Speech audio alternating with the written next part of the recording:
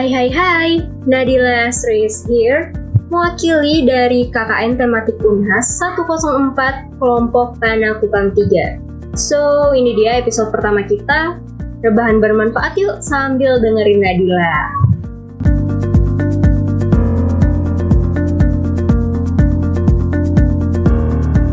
Coronavirus disease atau COVID-19. Saat ini seluruh dunia termasuk Indonesia sendiri sedang dilanda pandemik nih teman-teman. Menyebarnya virus corona menjadikan kebiasaan-kebiasaan kita yang sebelum pandemik berubah secara drastis. Biasanya nih kita bebas keluar kemana saja. Namun saat pandemik melanda, kegiatan yang berhubungan dengan dunia luar terpaksa harus dibatasi. Gak jarang juga ditemui beberapa orang terkena gangguan kecemasan, stres, bahkan hingga panic attack.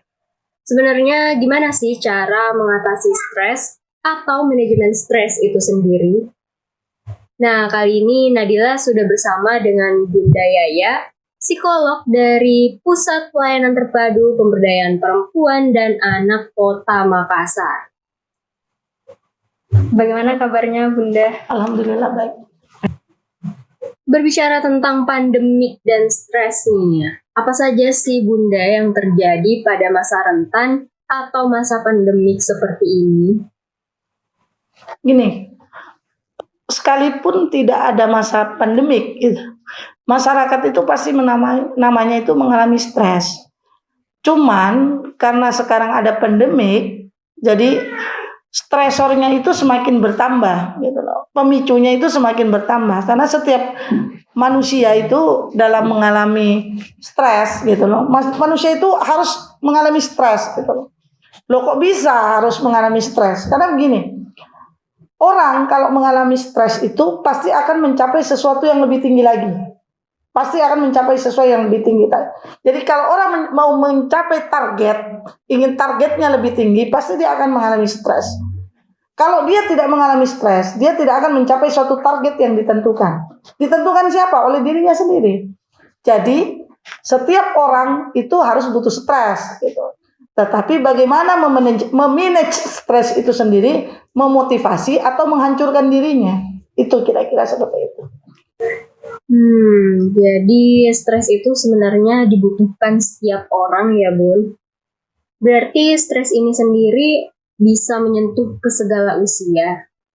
Pasti, setiap orang itu pasti mengalami stres, pasti. Mau usia anak-anak, mau usia anak, usia dewasa, usia remaja, itu pasti mengalami stres. Kenapa? Itu lagi, contoh anak mahasiswa mau ujian, pasti dia stres kalau dia belajar. Kalau dia tidak belajar, dia tidak akan mengalami stres. Kenapa? Kan dia merasa, saya tidak belajar, cuek. Apapun yang mau keluar, nah memang saya tidak belajar. Tetapi pada saat orang dia belajar, dia pasti dumba-dumba gitu. Kira-kira bahasanya orang Sulawesi itu dumba-dumba. Dia begini, kira-kira keluar nggak ya yang saya pelajarin? Nah itu yang namanya stres. Tetapi kalau orang tidak pernah, itu tadi seperti yang saya jelaskan pertama, kalau dia tidak belajar, ya tidak mengalami stres karena dia terserah mau keluar apa jawabannya, terserah. Gitu. Dia sudah masa bodoh dengan keadaan. Ngomong-ngomong tentang anak nih Bun, bagaimana sih gangguan psikologi itu sendiri terjadi pada anak? Nah sekarang gini, pada usia anak sekolah, sekarang kita berbicara anak usia sekolah, biasanya dia bisa lari-lari kemana-mana, di sekolah bisa berhahaha, loncat ke sana, loncat ke sini. Tetapi karena masa pandemik, dia akan mengalami bosan atau boring, bahasa kerennya boring. Nah, yang tadinya dia bisa lari ke kantin, bisa lari ke lapangan basket, bisa teriak-teriak di kelas, sekarang nggak bisa. Dia harus berada di suatu tempat yang sifatnya monoton, contohnya di rumah. Apalagi, ya maaf, di sini anak-anak modern, khususnya di Kota Makassar, biasanya kan jalannya ke mall. Ini anak-anak, kita berbicara anak-anak. Dan kita tahu perundang-undangan yang baru yang dikatakan anak itu sekarang dari usia 0 sampai 19 tahun. Lebih 1 detik itu dikatakan anak. Nah, dari seperti itu yang sifatnya tadi monoton, yang tidak bisa pergi ke mall, itu sudah muncul rasa stres, rasa tidak nyaman. Kenapa saya tidak boleh? Kenapa saya tidak bisa begini? Masih bisa jadi tolak ukur gitu. Apalagi orang yang tidak mampu. Artinya gini, rumahnya kecil, hanya itu saja tempatnya, tambah menambah beban lagi. Nah, terus bagaimana bagi orang yang mampu, yang rumahnya luas? Yang biasanya dia tidak at home, artinya at home ini tidak nyaman di rumah, sekalipun rumahnya besar, dia lebih nyaman misalkan bergaul di mall. Nah, itu menyebabkan juga stres. Jadi kita tidak bisa memandang usia, tingkat ekonomi, tidak bisa. Semua bisa mengalami di masa pandemik ini. Dari tadi kita sudah bicara tentang stres dan cemas nih. Sebenarnya yang mana yang lebih dulu terjadi? Stres atau cemas atau depresi? Dan penyebabnya itu sendiri apa sih Bunda? Antara stres dan cemas itu seperti mana duluan ayam dan telur. Jadi setiap orang itu untuk mengalami stres, biasanya ada orang yang cemas dulu baru muncul stres. Ada juga stres dulu baru cemas. Itu seperti antara ayam dan telur. Tetapi kapan muncul depresi?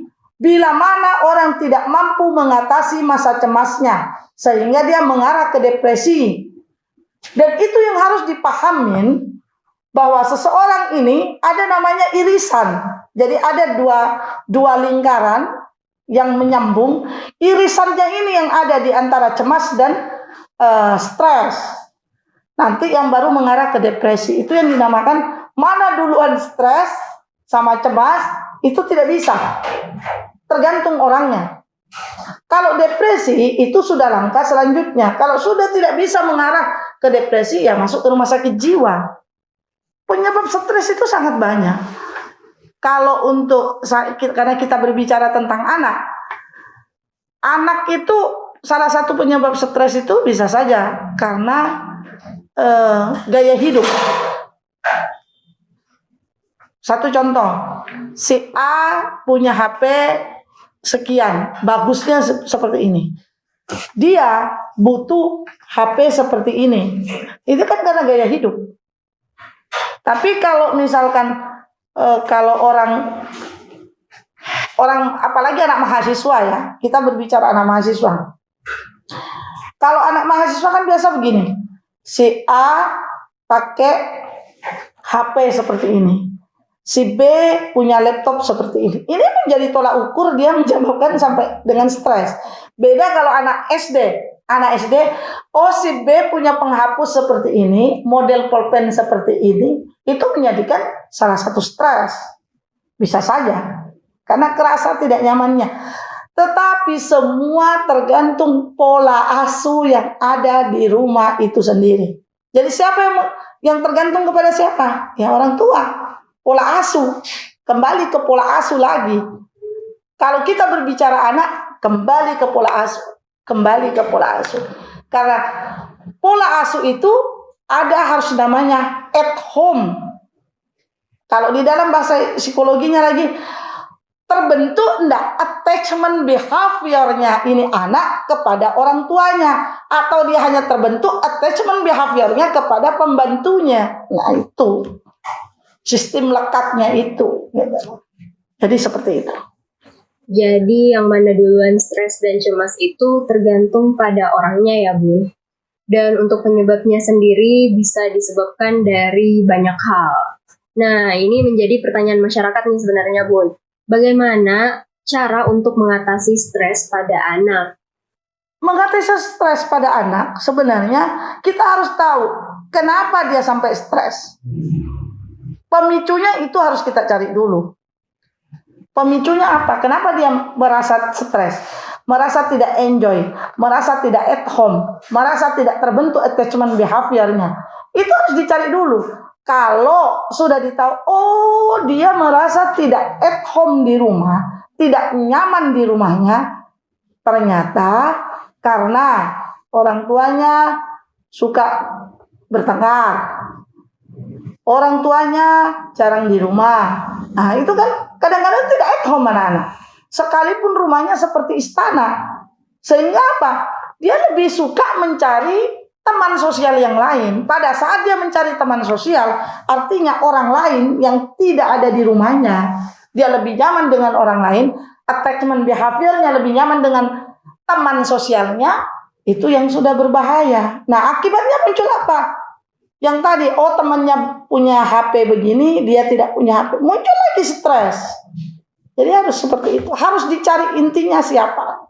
Kenapa? Sampai seperti itu. Nah, jalan satu-satunya apa? Ya itu tadi. Orang tua harus paham pola asuh untuk anak-anak yang modern dan milenial. Itu harus tahu. Oh, anak saya begini. Harus paham. Suka tidak suka, orang tua harus belajar bagaimana anak milenial. Itu.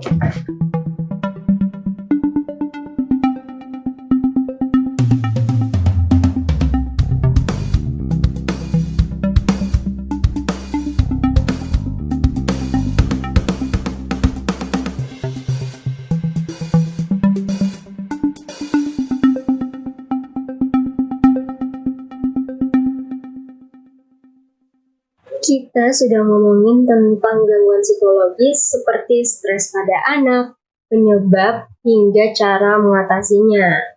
Yang terakhir nih Bunda, apa pesan yang ingin disampaikan buat masyarakat agar bisa memanage stresnya terutama di masa pandemi ini? Yang pertama, orang tua harus pandai menempatkan dirinya pada anaknya. Bagaimana yang dikatakan menempatkan? Dia bisa menjadi teman curhatnya, teman bergaulnya. Itu yang pertama. Yang kedua, dia harus pahamin kebutuhannya anak itu beda dengan kebutuhannya dia sendiri dulu. Jangan selalu berpikir, dulu mama tidak punya HP bisa tonji. Dulu mama, jangan seperti itu. Tetapi kita harus berpikir, anak sekarang seperti apa kebutuhannya anak sekarang. Itu harus kita pahami. Yang ketiga, jangan selalu merasa menjadi guru bagi anaknya. Tetapi jadilah teman dan partner untuk dia menjadi lebih maju lagi. Keempat, jangan pernah takut minta maaf kepada anak kita. Itu yang keempat. Jangan pernah takut. Jangan bilang, mohon maaf ya, bunda pernah salah. Mohon maaf ya, kakak pernah salah. Karena kata maaf itu bukan artinya dunia kiamat, tidak. Tetapi saling mengintrospeksi diri. Yang kelima, jangan biasakan kita mengatakan kepada dia, kamu salah. Jangan memberikan kamu salah sehingga memberikan berikanlah rewards. Rewards itu bukan berarti memberikan sesuatu, tetapi tidak. Ucapan saja itu sudah merupakan reward. Ya, itu yang kelima. Dan yang terakhir, saya harap sekali kepada masyarakat, masa pandemik ini bukan menjadikan suatu hukuman kepada kita, tetapi jadikan introspeksi diri. Untung ada begini, makanya saya lebih dekat sama anak-anak, lebih nyaman dengan keluarga, lebih full berkomunikasinya dengan keluarga.